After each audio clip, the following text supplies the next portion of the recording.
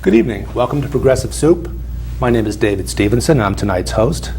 Tonight we have with us Kim Hynes, who's with Common Cause, and Peggy Reeves, who's a part of the Connecticut legislature.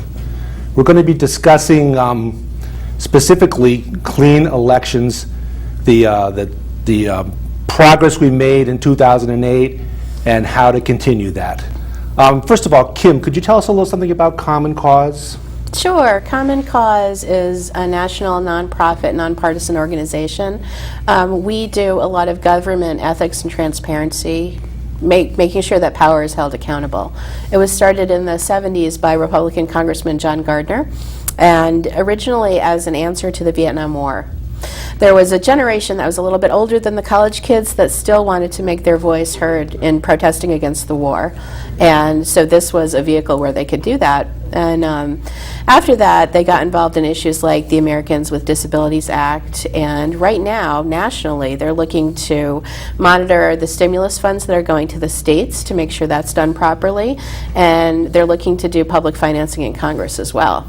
Here in Connecticut, in 2005, Common Cause worked very, very hard to pass the public financing program in Connecticut called the Citizens Election Program. Now, Kim ran for the state representative seat in 2004 prior to public financing being in place. Now, both Peggy and I ran in 2008 under the public financing program that was put into place. Now, Peggy, tell us a little something about what's going on in the legislature in general, and then we'll move on to the idea of public financing specifically. Sure. Obviously, this was an exciting time to be a freshman legislator. We had not only debating the death penalty, we had same-sex marriage, and of course the budget, which was a big issue and continues to be a big issue.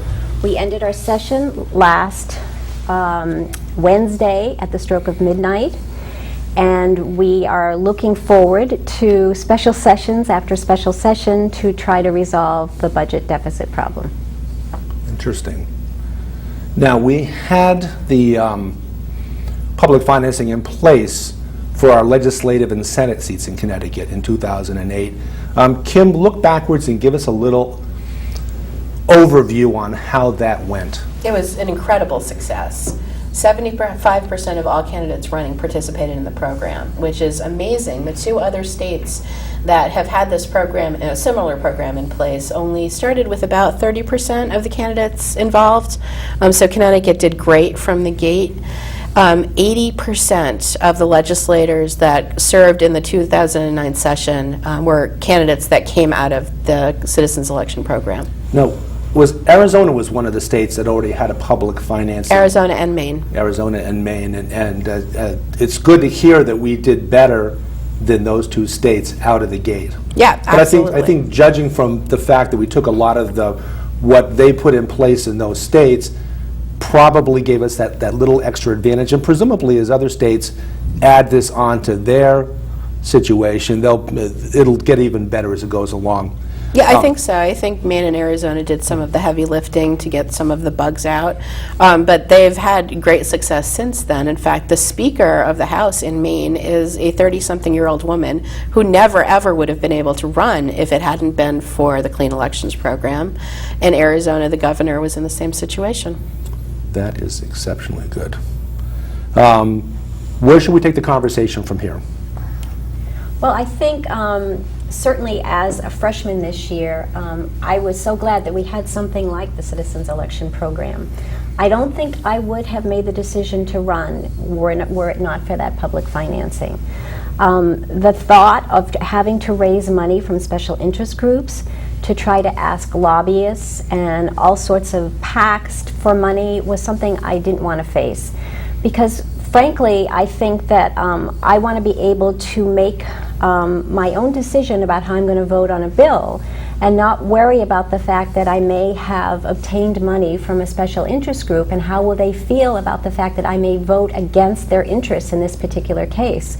So it was very important for me in my decision to run to know that we were going to use this great program. Yes, we were going to be the guinea pigs for it, But I think it worked out so well. As Kim says, 75% is just an unbelievable figure.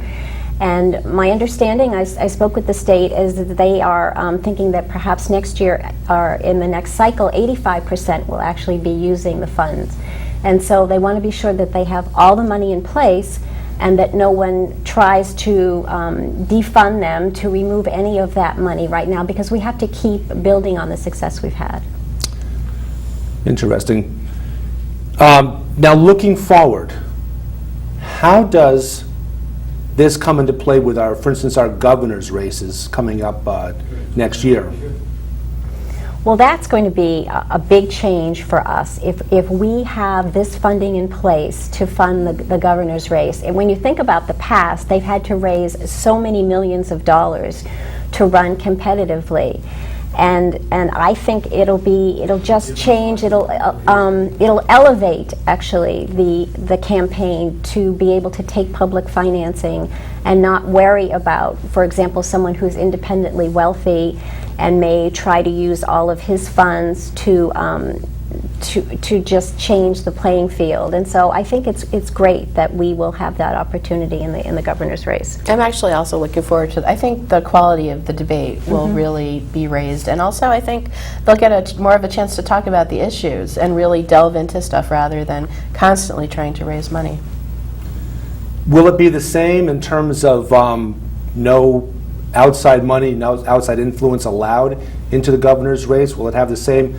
Because last year when we had the public financing, we were not allowed as candidates to take a penny from any special interest groups, from any PACs, from any unions, from anybody who could, as you mentioned, could have swayed, and in the past undoubtedly did sway, the opinions and the votes of our legislators.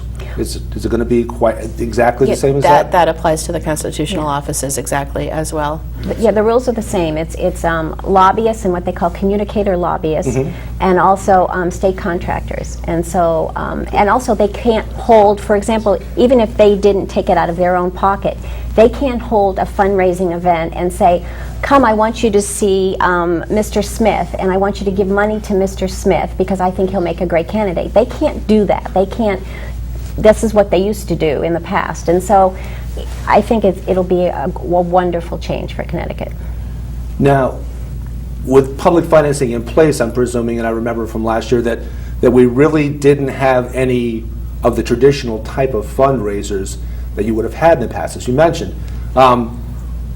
What exactly did you spend your time on, knowing that you didn't have to go to these fundraisers to gather in this, as I recall, $5,000 from a total of at least 150 contributors within the towns you represented, and some of that money could come from outside of your towns, but you had to have at least 150 individuals give $1, $5, $10, up to $100, that being the maximum. What did you use your time for instead of that? I was able to go door to door. I was able to appear at public events and speak about the issues. The great thing for me is that I was able to raise all of my money in the first 60 days of the campaign. So, for example, for me, I declared on March 23rd, and by Memorial Day weekend, I had all of my money in place. And I did that very simply with coffees, with sort of neighborhood gatherings, and was able to, because, you know, you could say to somebody, please come and listen to what I have to say, and you only have to give me $5, you know. And so, I mean, I think that's a great way to get citizen participation in an election. And then also I was able to spend the rest of my time just concentrating on the issues. I remember very fondly that one of the families that contributed to my campaign had their 3 children who, now, according to the rules, it had to be free of their free will, of their free volition to give money, and it had to be money that they actually earned, whether from doing family chores, or it had to be money that they earned, and they had to give it freely of themselves. And the children only gave me, I think, between the 3 of them, maybe $12. But it just, to me, it stoked the idea of getting kids involved in the public discussion and looking at issues and recognizing the importance of what our legislature does. You know, I'm sorry. No, go ahead, Kim. I think we had a real big win. I mean, there was a tangible effect. I wonder if Representative Reeves can talk about the bottle bill a little bit, because that would have never passed, it's my understanding, if it were not for the Citizens Election Program. That's true. I mean, in the past, if you were going to take a lot of money from beverage industry, then it would be very difficult to run a bill through the House or the Senate, which seemed to be counter to their interests. And so this year, for the first time, we were able to pass this legislation, which I have to give my hats off to Maine. Maine has done a lot of great things because they actually have had a bottle bill in place since the 1970s, I believe. And Maine includes everything except for dairy beverages, which is where I think we ought to go. They include Gatorade and cranberry juice and wine bottles and everything else. And Maine was able to do that because of the fact that they have had clean elections. And so this year we were able to get the bottle bill through, which included water bottles for the first time. And I do hope that we go beyond that and include everything. And it also included the state gaining the revenue from the unclaimed bottle deposits. Yes. Which I believe is about $25 million a year. Yes. The Citizens Election Program paying for itself already. Yes. That is excellent. Now, I remember back when we passed our bottle bill here in Connecticut originally, not that many people really drank bottled water, and I think that that was one of the concessions, one of the compromises that was thrown in order to get that bill passed by keeping the water bottles out of it. It was getting half or three-quarters of what we were looking for, but now, of course, as bottled water's become the big beverage, we've gone back and added that in, and that's just something which is so important to keeping our state clean and also keeping our elections clean as a side effect. Absolutely. And so, and again, I hope that there'll be many other things that we'll be able to get through both the House and the Senate because we don't have to cater to special interest groups. Speaking of money, how are we doing in terms of funding the things we want to fund this year? And the things, what is the legislature, what are we going to have to give up? I know I'm digressing away from our clean elections, but if you could give us some background on what good bills we passed this year now that we have a legislature that's not bound to special interests. Well, unfortunately, a lot we weren't able to get through simply because we were told in the beginning if there were any fiscal notes attached to a bill that they might not get through. And many bills only got through because we attached the fiscal note for beyond the next cycle. For in other words, we might say there'll be no fiscal note until the year 2011 or 2012, and so we were able to pass them at this time. But unfortunately, because of the budget deficit that we face, there are a lot of things that we weren't able to get through. I'm hoping that the governor's, well, it'll be interesting to see what the final compromise is. Obviously, the governor believes that we don't need to raise taxes, that we can just cut services. But we feel there's got to be a compromise, that we just can't possibly come up with the $8.7 billion that we're going to have to come up with unless we do something a little bit more progressive. Okay, we'll discuss that and a lot of other things when we come back in just a minute from a public service announcement.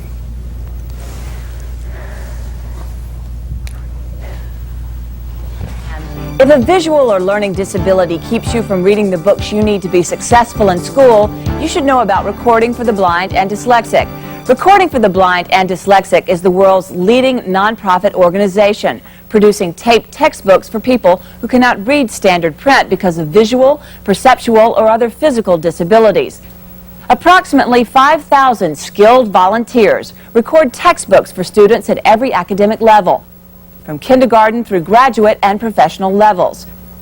Recording for the Blind and Dyslexic Education Library has over 75,000 tapes available for people with print-related disabilities. Learn by listening. Ask your teacher or principal to find out more about how Recording for the Blind and Dyslexic can make the printed word accessible to you.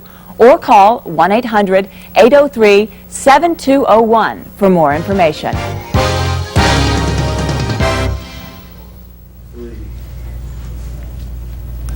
Welcome back, and again we have guests Kim Hynes and Peggy Reeves. And Kim ran for the state legislature in 2004 prior to public financing being in place. Kim, tell us a little bit of something about how that was different than what you saw last year. Well, honestly, I was a political neophyte. The first time I had gotten involved in politics was through Howard Dean's campaign for president.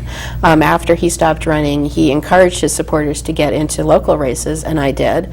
And honestly, it was terrible trying to raise the money. My opponent very easily outraised me 4-1, and I spent just a lot of time dialing for dollars, calling up everyone I knew. Could I ask how much that Sure. was in terms of how much you raised and how much she raised?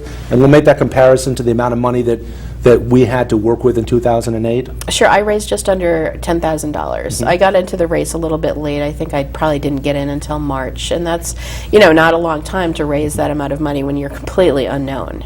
I really had to thank Democracy for America for backing me up and raising the bulk of that money. But, it's uncomfortable. Even though you're not asking for money for your own personal use, I found it a little uncomfortable for asking people to pony up $250, which was the maximum, I believe, at that time. And, I could have done so much more with mailings and just having the time to go door to door and talk to people rather than be constantly trying to raise money. So then on the low end, you had $10,000 and your opponent had about, say, around $40,000. Yeah, that was right. And sandwiched somewhere in between those two numbers is the $25,000 that we had as state representative candidates last year. Now, I found that money to be a very good amount of money. Could have used a little more, probably could have gotten by with a little bit less, but I found it to be a very adequate amount in order to formulate some mailings, some targeted mailings, to augment my door-to-door and reinforce things that I've said to people personally for them to see something in the mail a week or 2 weeks or a month later to remind them about my positions on those specific issues. How did you feel about that? What I found is very interesting. With the $30,000, we weren't sure really how to apportion it throughout, and we were afraid that we might run out of money. But as it turned out, I had $9,000 left at the end because I was so frugal with all of my expenses. So I gave the $9,000 back to the state. And in fact, many candidates I found actually gave a lot of money back. And based on all of those predictions, right now the state elections enforcement is trying to figure out how much it will cost to run competitive statewide races. And my understanding, it's somewhere around 48 million to maybe 50 some odd million to run those. But again, it's very difficult for them because it's like reading tea leaves. I mean, you don't know how many people are going to wage a primary on either side of the equation. And so they're trying to be fiscally conservative for the state, but to have enough money to again run competitive races. But I found the $30,000 was a good amount. I felt like I was able to do targeted mailings to, I represent 2 towns and they may have very different interests. So I found I was able to do that with the money. And so I think that the program works very well. And we were going to speak also about, what additional topics do we have? Oh, well, the fund itself is at risk. Now, the Citizens Election Fund is not paid for directly by taxpayer dollars. It's paid for by the sale of unclaimed property in the state. So this is not coming out of people's pockets directly. At the same time, there's this nice little pot of money sitting there. And it's very hard, I think, for both the governor and the legislature to look at that and say, oh, we have this $8 million deficit that we're looking at. It's very hard to leave that money there. But it's already been hit. It's already been hit several times. We've sacrificed $13.5 million out of the fund already, and any more will really jeopardize the 2010 races, and we cannot afford to do that. We can't afford to go back to the days when Connecticut was called Corrupticut all over the country. And now we are seen as the leader in clean government, clean elections, and it's been an amazing sea change. I don't think the voters really want to go back to those old days of corruption. So right now, leadership Speaker Donovan, Senator Williams have been very good about protecting the program. They have vowed to continue to protect it, and I think we need citizens to get involved and give them political cover and say, yes, we need this program. We don't want it to see it get cut. And I'm trusting that that a fair number of moderate Republicans in the legislature are probably recognizing the value of this program too. Well, look, it gives challengers a real opportunity. You know, incumbents don't have the safety that they did for years and years and years. It was simply if you were incumbent, you would win again. And, you know, I think it's healthy. It's always healthy to have competition. It gets the dialogue out there. How many people really knew before this law was passed who their state representative was? Now they're getting involved, they're giving low dollar amounts, and they feel like they have the power rather than the special interests. Competition is so American and so much a part of what our nation stands for that it only seems, especially when you mentioned about the minority party, which happens to right now be the Republican Party, would want to, I would think, to have a level playing field, because we know that historically, nationally, and locally, incumbent candidates are the ones that gather the most money from special interests because they had more to sell to the special interests, if you will.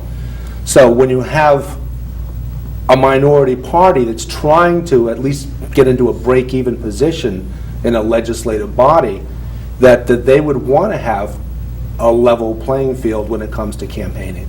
Or so I think would make sense. Yes, the interesting thing is that some of those same politicians who are trying so desperately to defund our program or to dismantle it have actually said off the record that they will use it in 2010, and they are actually grateful that we have it. So it's a kind of an interesting political play that's going on out there.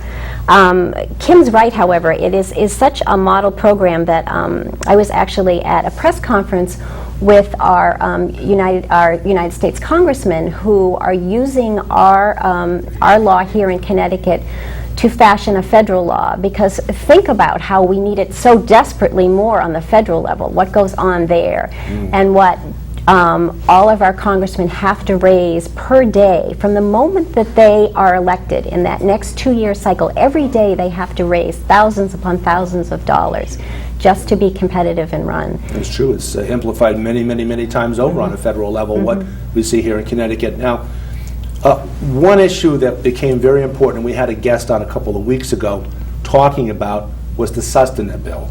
Our guest was from Healthcare for Everyone, and we talked at length about the sustenance bill. What type of, are we making progress with that bill? How is it being changed?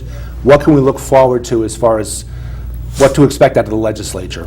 Well, I think what we should all do is write or call Jody Rell and make sure she doesn't veto it. Because right now, the healthcare partnership and the sustenance bill could be in jeopardy. We think they're very important bills, the sustenance bill especially, because I think what we're doing is we're setting up the process for federal legislation when it comes down. We're making it Obama ready, so to speak. It will control costs by setting up the home, the medical home that they want to do, and also with technologies. So I think it is a very important bill, but we have to be sure that the governor does not veto either one of those. So there's a couple things we want to ask listeners to do, is to call the governor and say, do not cut the Clean Elections program anymore, and don't veto sustenance. And again, it would make sense that, as we know, that sustenance and any other health fund that we can put into place actually ends up saving much more money than it costs, simply because it's focused on preventative medicine, and it also keeps people out of the emergency room, because that's where people who are uninsured, they wait, they get sick, they let it fester, and then they end up in the emergency room, which is the most expensive way to handle medical problems, rather than using preventative medicine to keep people as healthy as humanly possible. It just seems that saving money, especially looking forward into the future, should be of utmost importance to the people of the state of Connecticut, and presumably our legislature and our governor also. Would the legislature have had the courage to pass sustenance, do you think, if we hadn't had citizens' elections? You know what, probably not. You're right. That's a very good point. Absolutely, because again, you have the very powerful insurance industry in the state. So that's right. Yeah, I mean, I think also when you think about all the 20-something kids who just don't have any insurance, I understand that they're one of the highest groups in terms of not having any health insurance, because many of them hold part-time jobs, and even though they may be holding a couple of part-time jobs together to be full-time, neither one gives them any health insurance. And when you're in your 20s, you think you're invincible. You think nothing will happen to you, and so you don't bother to get any health insurance. And unfortunately, that's the case where you're driving on the road and you hit a tree and you end up in the emergency room, and we all pay for the care. So yes, I would like to see a program, even maybe similar to Massachusetts, where they mandate that everybody carry insurance for that very reason, to bring down the costs. Well, as I understand it, the sustenance program is superior to what they put in place in Massachusetts, in that sustenance is forward-thinking about cost cutting and how to, you mentioned the records keeping, which is a big part of the federal program that Obama's talking about, is finding savings through having a good record-keeping system so when someone needs care, finding out what their medical history is much easier to determine. People seem to be bent on protecting that knowledge, protecting that information particularly from insurance companies now, because insurance companies have a habit of turning down people based on pre-existing conditions. So it almost encourages people, when they seek health insurance now under private programs, to avoid telling everything about what their medical history is and their family history is of medical. Right, and there's a lot of duplication of medical tests. For example, if you have a variety of different doctors and you don't have a particular gatekeeper in a way, somebody who's watching over everything, you could have a CAT scan done here and a CAT scan done there, and that's what drives up health costs. For example, my parents are snowbirds, and they spend 6 months of their time in Maine and 6 months of their time in Florida. But what happens is they have two different sets of doctors. And so then when they go down there, the doctors perhaps repeat all of the tests that they have had up there, because there is no central location where all of those records are kept. So that's why something like Sustanet is going to be great, because that's what it's trying to put into place. As a quick wrap-up, I just want to make a note. I visited my doctor for a regular checkup yesterday, and he made a mention to me about the fact that sometimes there's a 6-month wait in Canada or in England for an MRI, for example. But he added, it's important to note that a lot of MRIs that we have in the United States are unnecessary, simply because of the situation that you were discussing. And so you don't have as much of a need for MRI, so it's just a more effective system because of that. And he had to, even though he was somewhat against the program, he had to acknowledge that when we talked about it at length. But we'll have much more to talk about when we come back. And good night for now. This is Progressive Soup. I'm David Stevenson. We have Kim Hynes and Peggy Reeves as our guests. Thank you so much, David. Thank you. This has been great. Yes.